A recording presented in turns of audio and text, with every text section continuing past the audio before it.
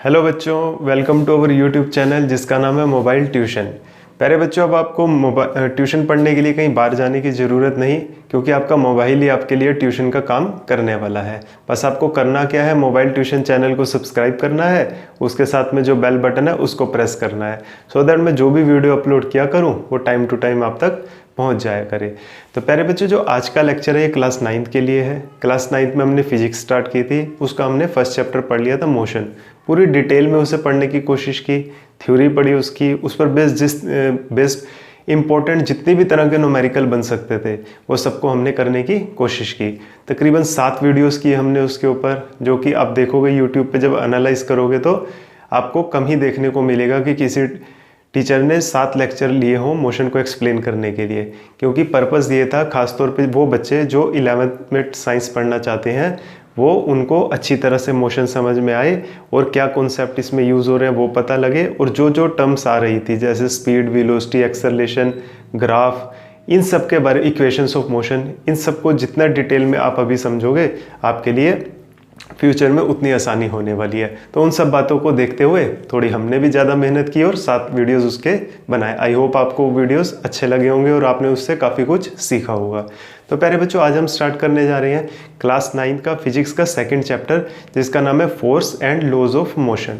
प्यारे बच्चों, ये फोर्स है क्या? फर्स्ट चैप्टर में हम मोशन पढ़ चुके, तो बेसिकली आज का जो चैप्टर है ये हमारे को ये बताएगा कि मोशन होता क्यों था, मोशन की क्या कॉज थी, क्या रीज़न था। तो इन सब बातों को हम बहुत डिटेल में पढ़ने वाले हैं। तो आओ इधर उधर की सभी डिस्टर्बेंस को बंद कर दीजिए और मेरे साथ आने वाले अगले आधा एक घंटा हम फोर्स के बारे में बातें करते हैं। और प्यारे बच्चों, हेडिंग लगाते हैं force and laws of motion. Force and laws of motion.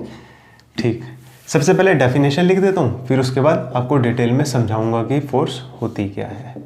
देखो बच्चों, फोर्स बेसिकली क्या है, फोर्स आप खुद सोचने की कोशिश करो। ये पेन सपोज करो टेबल पे पड़ा हुआ है, इसको मैं हिलाना चाहता हूँ तो मुझे क्या करना पड़ेगा, इसको पुश करना पड़ेगा। समझ गए बात को?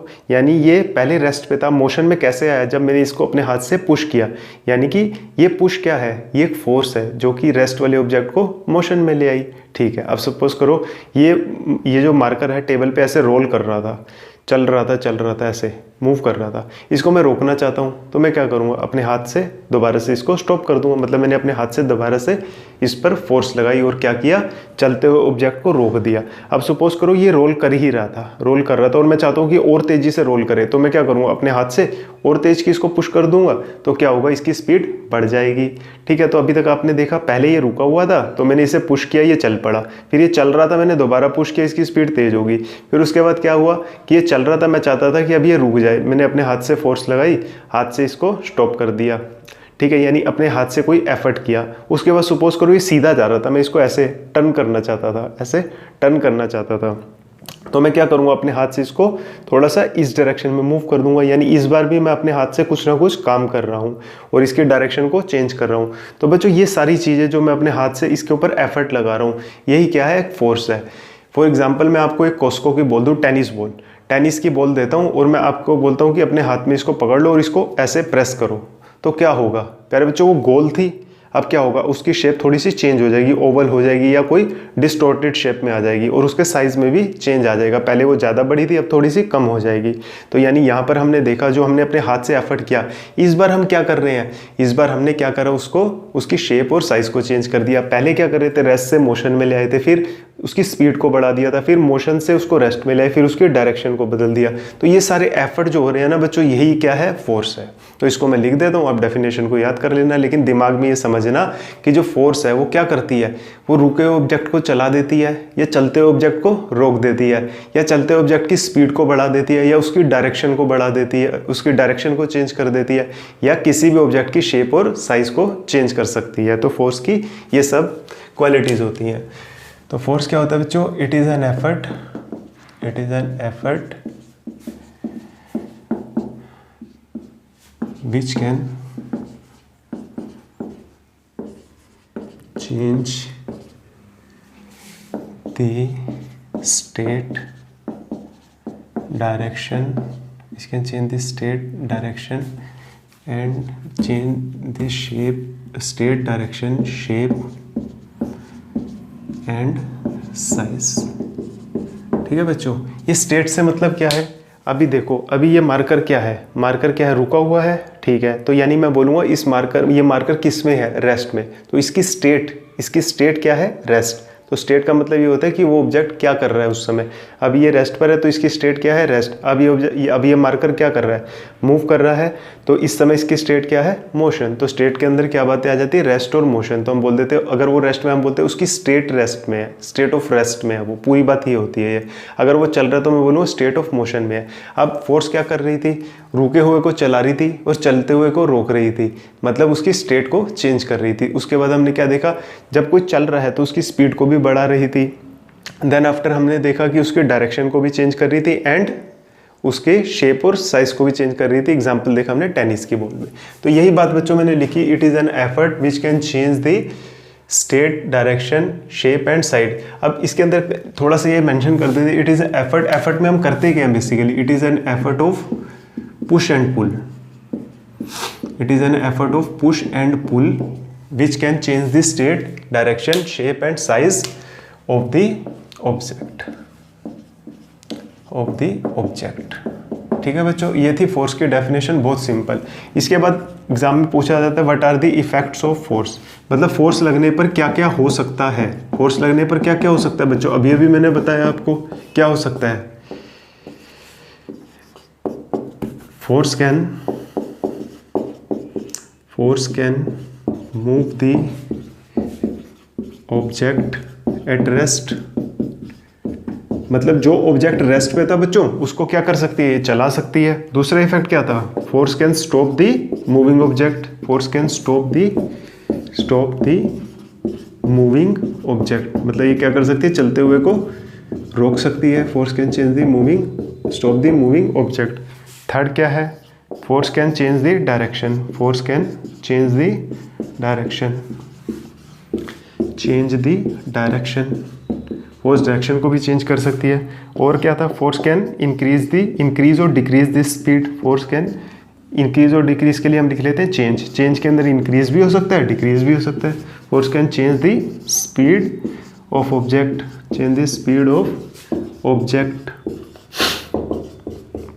इसके बाद बच्चों लास्ट है, फोर्स क्या कर रही थी, टेनिस बॉल का एग्जांपल याद करो। Force can change the shape and size of object. Force can change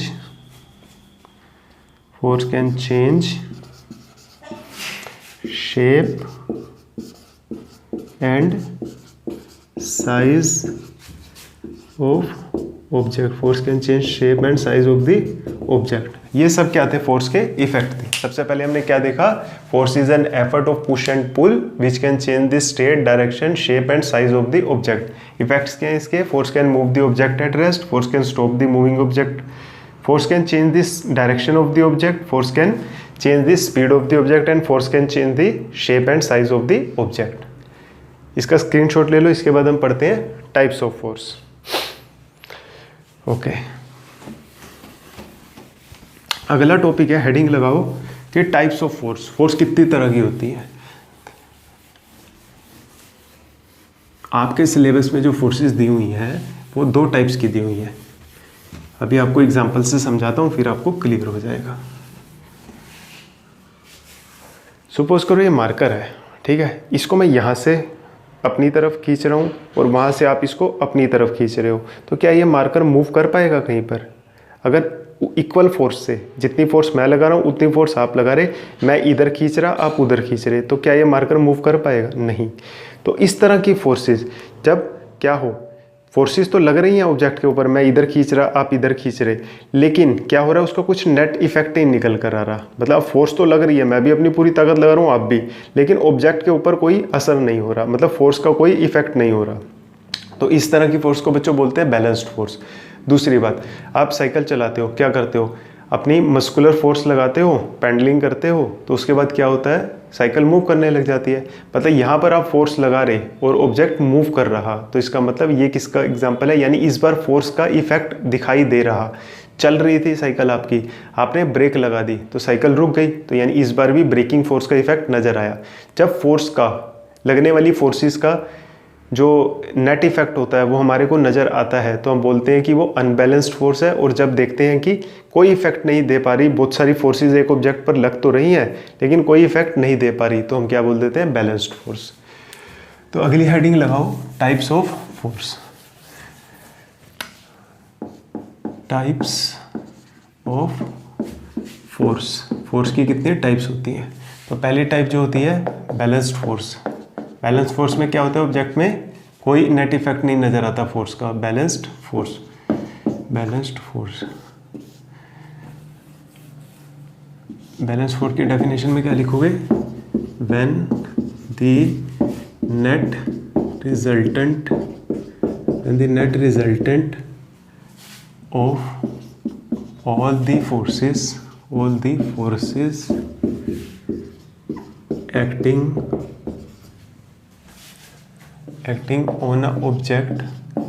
acting on a object is zero.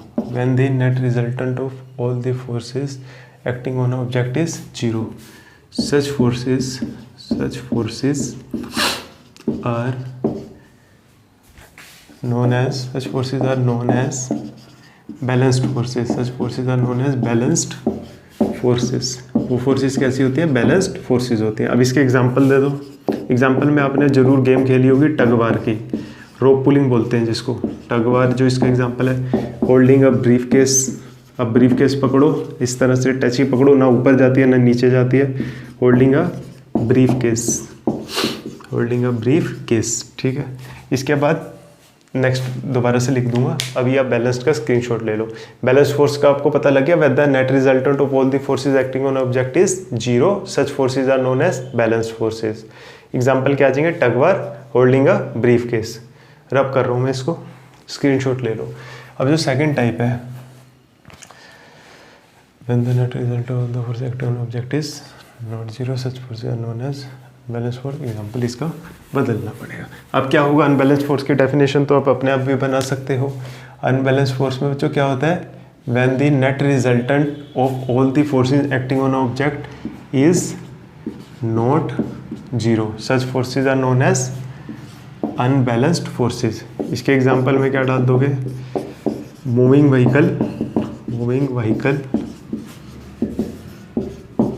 Vehicle stops after applying a brake. Moving vehicle stops after applying a brake. Brake लगाने पर क्या होता है, moving vehicle जो होते हैं वो stop कर जाते हैं। ये किसका एग्जांपल है, अनबैलेंस्ड फोर्स का। आई होप आपको दोनों टाइप की फोर्सेस अब क्लियर हो चुकी होंगी। तो इसको रब करते हैं, फिर इसके बाद हम पढ़ेंगे नेक्स्ट टॉपिक। इसका आप स्क्रीनशॉट ले लो। अभी तक हमने क्या पढ़ लिया, फोर्स क्या होती है, ठीक है, और उसके बाद उसके इफेक्ट्स क्या होते हैं, देन टाइप्स ऑफ फोर्सेस, ठीक, ओके। अब इसके बाद जो नेक्स्ट टॉपिक हमारे को पढ़ना है उसकी heading low, that is inertia. Next topic जो हमारे को पढ़ना है दैट इज इनर्शिया।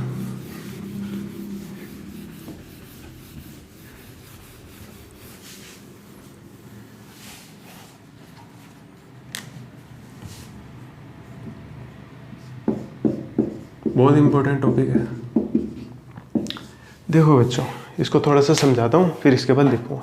ये एक मार्कर है, ये ऐसे पड़ा हुआ है, ये चल क्यों नहीं रहा, तो ज़रूर इसके पास कोई एक ऐसी चीज़ है जो इसको चलने से रोक रही है।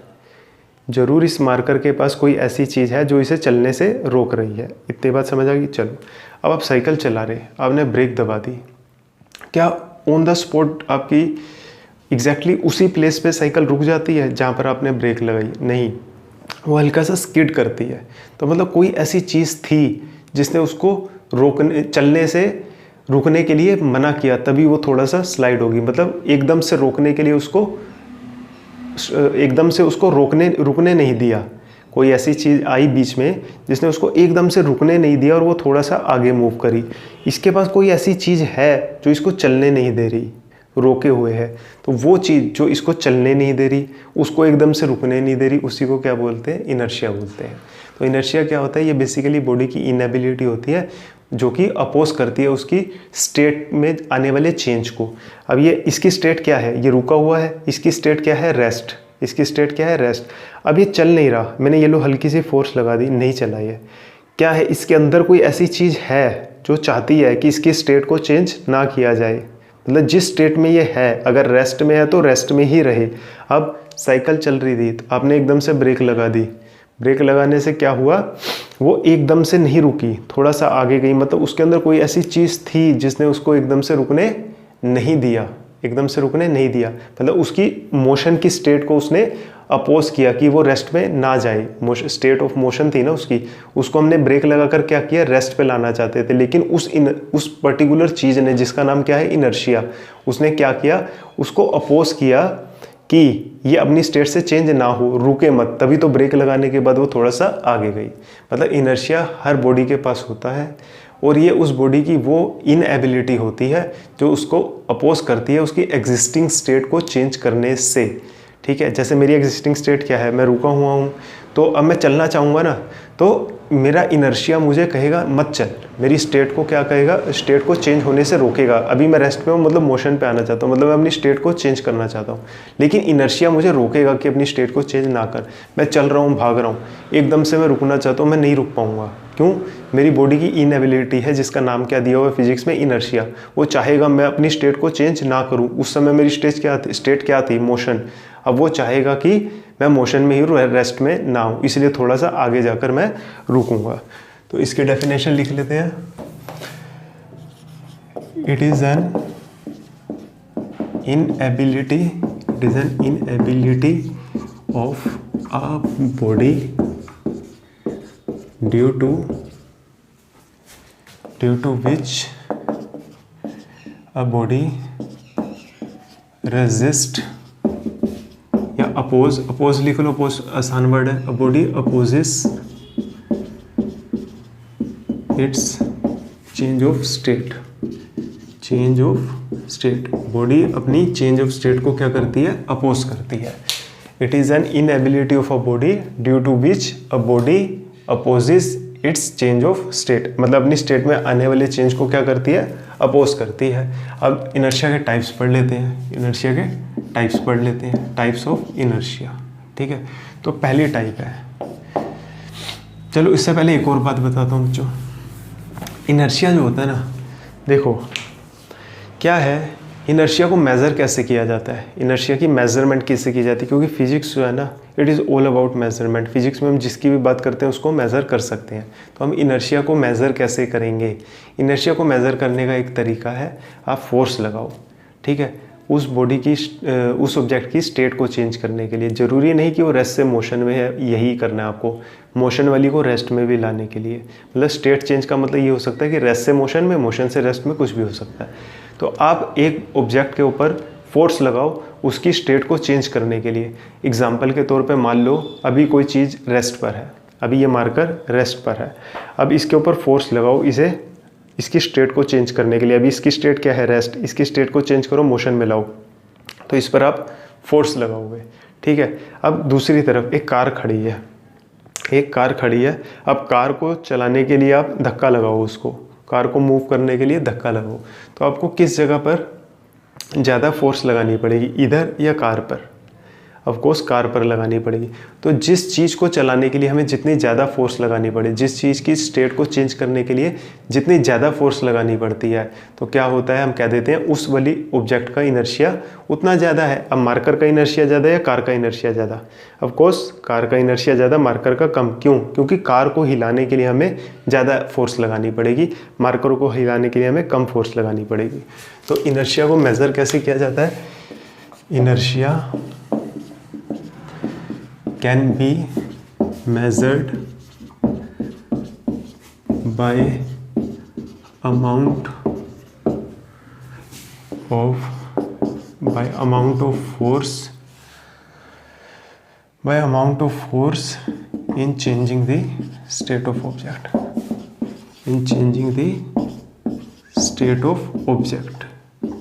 ऑब्जेक्ट की स्टेट को चेंज करने के लिए जितनी फोर्स लगानी पड़ेगी, measured by amount of force in changing the state of object।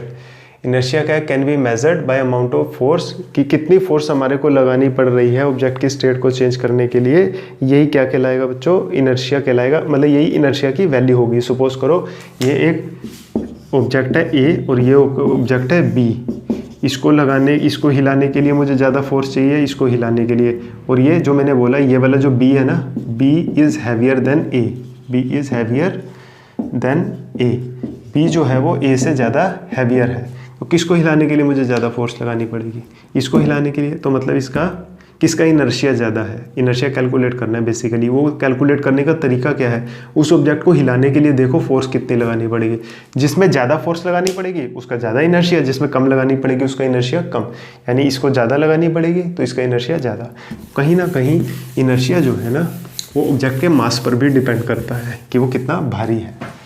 ठीक है, तो ये सारी कहानी क्लियर हुई आपको। इनर्शिया क्या होता है, ये बॉडी की इनएबिलिटी होती है जो उसकी स्टेट को चेंज होने से रोकती है। और इसको मेज़र कैसे करते हैं ये देख लेते हैं कि किस ऑब्जेक्ट को हिलाने के लिए हमें कितनी फोर्स लगानी पड़ी। जिसको हिलाने के लिए जितनी फोर्स लगानी पड़ती है उस हिसाब से हम बोल देते हैं कि उसका इनर्शिया इतना और दूसरी वाली का इनर्शिया इतना। तो इसके बाद हम पढ़ेंगे नेक्स्ट हेडिंग रहो टाइप्स ऑफ इनर्शिया। स्क्रीनशॉट ले लो।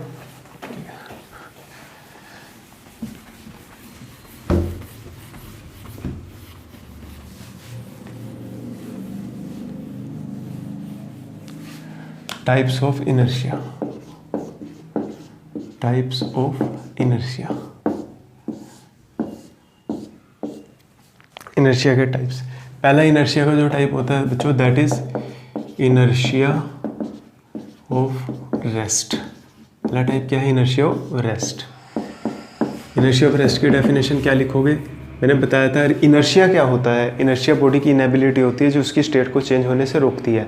अब इसमें पर्टिकुलर स्टेट मेंशन होगी कि ये इनर्शिया ऑफ रेस्ट जो है ना ये बॉडी का पर्टिकुलर उस स्टेट में लगता है जब बॉडी रेस्ट में होती है, उस पर्टिकुलर स्टेट में लगता है जब बॉडी रेस्ट में होती है। तो it is N inability of a body, it is an inability of a body due to which it resist any change in the state। वहाँ तक यही बात आती थी इनर्शिया की डेफिनेशन में, inability of a body due to which it resist any change in the state. अब यहाँ पे पर्टिकुलर स्टेट मेंशन हो जाएगी, any change in the state of rest, any change in the state of rest, ये particular inertia of rest की definition बन जाएगी। ठीक है, अब इसका इफेक्ट क्या होता है, एग्जाम्पल क्या होते हैं। अब देखो आप कई बार बस में ट्रैवल कर रहे होते हो, अब बस में जाकर बैठ के बस अभी रुकी हुई है तो एकदम से बस स्टार्ट होती है तो क्या होता है, यू फॉल फॉरवर्ड, आप आगे की तरफ गिरते हो एकदम से जैसे ही बस चलने लगती है। तो उसका रीज़न क्या है, इनर्शिया ऑफ रेस्ट। होता क्या है, जब बस रुकी हुई थी आप उसमें बैठे हुए थे, ठीक है, तो आपकी बॉडी रेस्ट में, बस भी रेस्ट में थी, आपकी बॉडी भी रेस्ट में थी। अब एकदम से बस चल पड़ी तो हुआ क्या, आपकी बॉडी का लोअर पार्ट था ना जो, वो तो बस के मोशन में आते ही मोशन में आ गया, लोअर पार्ट एकदम से मोशन में आ गया क्योंकि बस स्टार्ट हुई, बस मोशन में आई। लेकिन आपका जो अपर पार्ट था ना, अपर पार्ट क्या करेगा, अपनी स्टेट को चेंज करने होने से रोकेगा। मतलब वो रेस्ट में था, रेस्ट में ही रहना चाहेगा, मोशन में नहीं आना चाहेगा इनर्शिया की वजह से। तो क्या होता है, इसी वजह से हम फॉल फॉरवर्ड हो जाते हैं, हम आगे की तरफ गिर जाते हैं। तो याद रखना जब भी कभी ऐसा क्वेश्चन आए कि वाई वी फॉल फॉरवर्ड, ठीक है, तो इसके आंसर को करने के लिए ना आप ये देख लेना कि ऑब्जेक्ट जो था वो पहले उसकी स्टेट कैसी थी। अब मैंने बोला बस रुकी हुई थी, अब बस में बैठे हुए थे, तो आपकी इनिशियल स्टेट क्या है, शुरुआत की स्टेट क्या है, रेस्ट वाली है ना। तो ऐसा मिलता जुलता कोई भी क्वेश्चन आए तो आप आंसर लिख देना इनर्शिया ऑफ रेस्ट। अब मैं आपसे बोलूँ कि पेड़ की जो डाली होती है, पेड़ की डाली को हिलाओ, शेक करो उसको, ब्रांच ऑफ ट्री को, तो क्या होता है, कुछ उसके पत्ते टूटकर गिर जाते हैं। Some leave gets detach from the branch of the tree. ऐसा क्यों होता है, अब इसका आपको आंसर करना है। आपने क्या सोचना है कि सबसे पहले क्या थी स्टेट उसकी, पेड़ की ब्रांच की, पेड़ की जो ब्रांच थी सबसे पहले किस में थी, रेस्ट में थी। आपने हिला के उसको मोशन में लाया ना, लेकिन उससे पहले किस में थी, वो रेस्ट में। तो उसका आंसर क्या लिख दोगे, इनर्शिया ऑफ रेस्ट। क्यों ब्रांचेज ऑफ ट्री को जब हम हिलाते हैं तो उसके लीव्स डिटैच हो जाते हैं, इसका रीज़न क्या है, inertia of rest. Inertia of rest answer करना है या इनर्शिया ऑफ मोशन करना है, ये बात का बस एक छोटा सा मैंने आपको क्लू दे दिया। बस ये देख लो शुरुआत में उस ऑब्जेक्ट की क्या स्टेट थी, जो स्टेट है उसी को आंसर में लिख देना।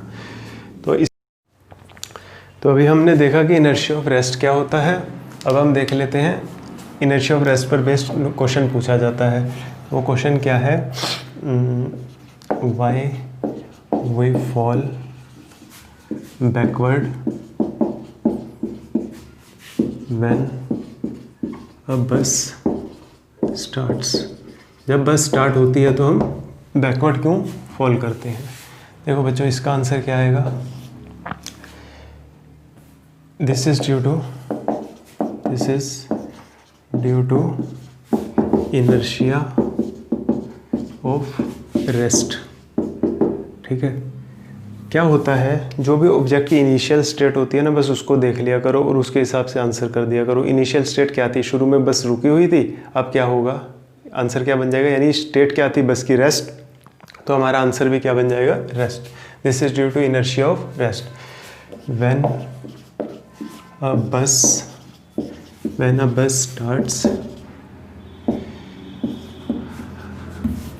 starts our lower part comes in motion but upper part tries to remain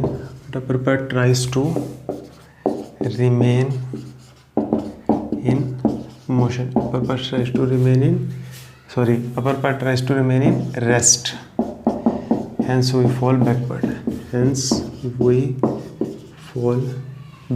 इसलिए हमारे को पीछे की तरफ धक्का लगता है। Hence we fall backward. ठीक है बच्चों, इस पर बेस्ड एक और क्वेश्चन भी बनता है, इसका स्क्रीनशॉट ले लो। This is due to inertia of rest. When a bus starts, our lower part comes in motion, but upper part tries to remain in rest. Hence we fall backward. ठीक है,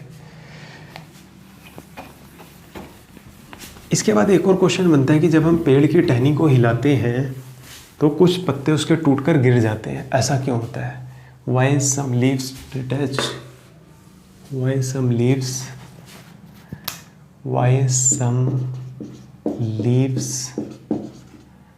get detached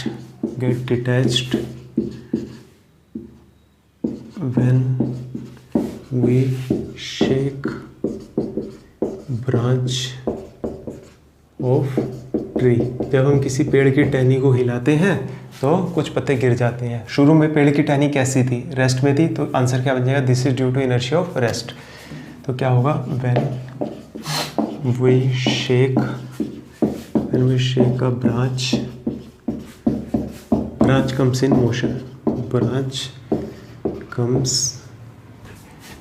in motion,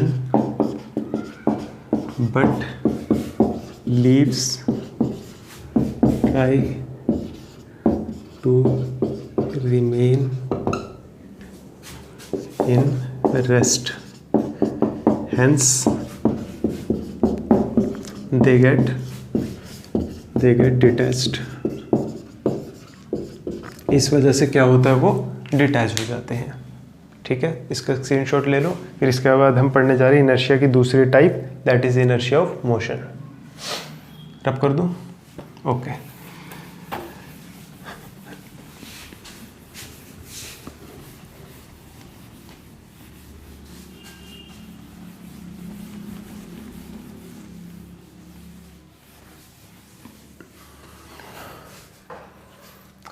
अगली heading लगाओ, inertia of motion. या particular type का inertia है जिसके अंदर क्या होगा,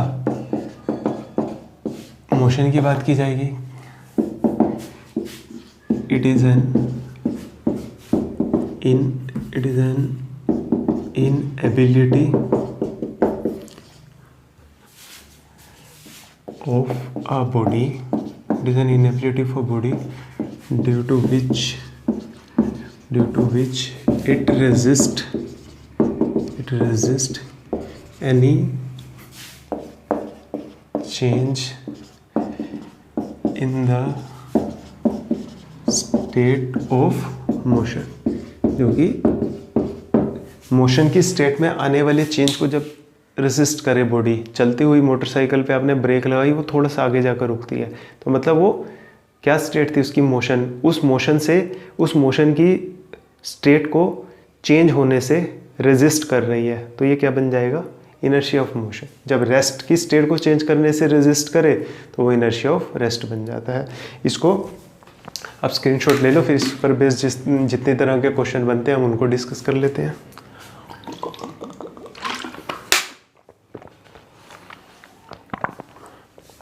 रब कर दूं? ओके। तो एक क्वेश्चन पूछा जाता है, जैसे अभी अभी हमने पढ़ा क्वेश्चन, कि जब बस रुकी होती है और एकदम से चलती है तो हमें पीछे की तरफ धक्का लगता है, लेकिन अब बस चल रही है और एकदम से ब्रेक लगती है तो हमें आगे की तरफ धक्का लगता है, ऐसा क्यों?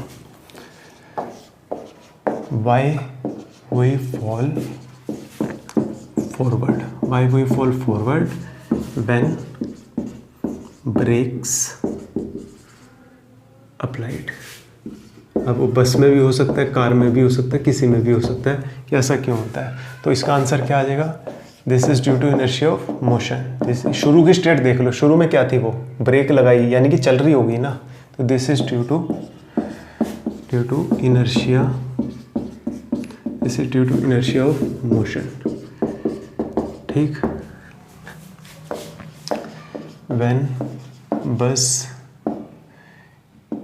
इज इन मोशन, जब वो चल रही थी, when bus is in motion our body is also in motion, हमारी बॉडी भी क्या होता है, मोशन में होती है। But on applying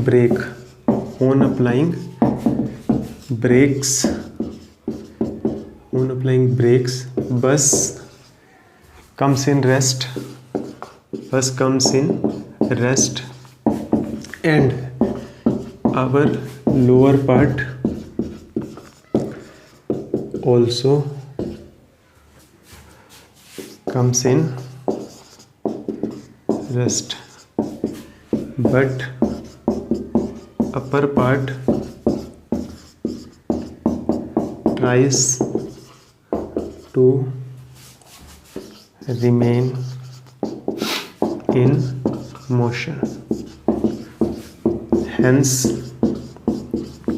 we fall forward, इसलिए हम क्या होता है, आगे की तरफ हमें धक्का लगता।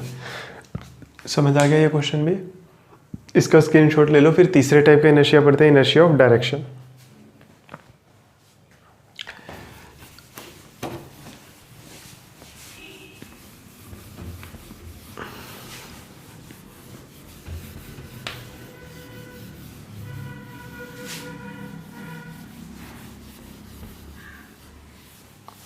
तो लास्ट टाइप है इनर्शिया की, that is inertia of motion, inertia of motion क्या होता है, ठीक है, sorry, inertia of direction. Motion तो हम पढ़ चुके हैं ना, इनर्शिया ऑफ डायरेक्शन में हमें क्या पढ़ना है, बेसिकली इट इज़ एक, अब इसमें क्या होगा, देखो इनर्शिया ऑफ रेस्ट में क्या था, एक पर्टिकुलर रेस्ट की स्टेट की बात हो रही थी। इनर्शिया ऑफ मोशन में क्या था, एक पर्टिकुलर मोशन की स्टेट की बात हो रही थी। अब डायरेक्शन है तो पर्टिकुलर डायरेक्शन की बात होने लग जाएगी। इट इज़ एन इनएबिलिटी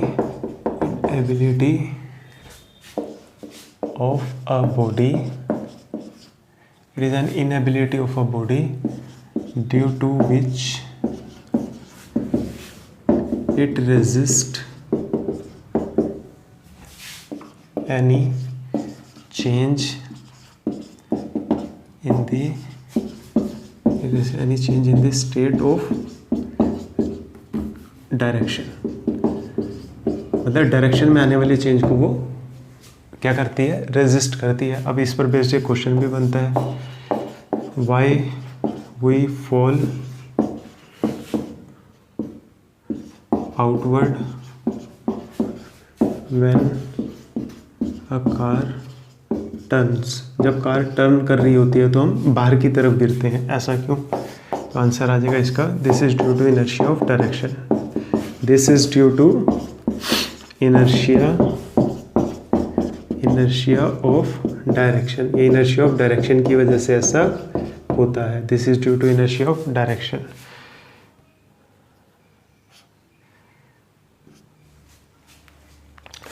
तो बच्चों ये था, इसका स्क्रीनशॉट ले लो।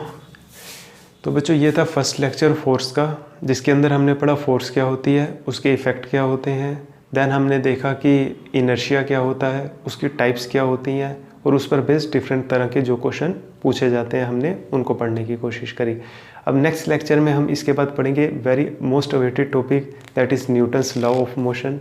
उस पर बेस्ड पेपर में न्यूमेरिकल बनते ही बनते हैं, डेरिवेशन भी आती है। तो नेक्स्ट लेक्चर के अंदर हम देखेंगे न्यूटन्स लॉज ऑफ मोशन को। तब तक प्यारे बच्चों आप पढ़ते रहिए, खूब मज़े करते रहिए। All the very best.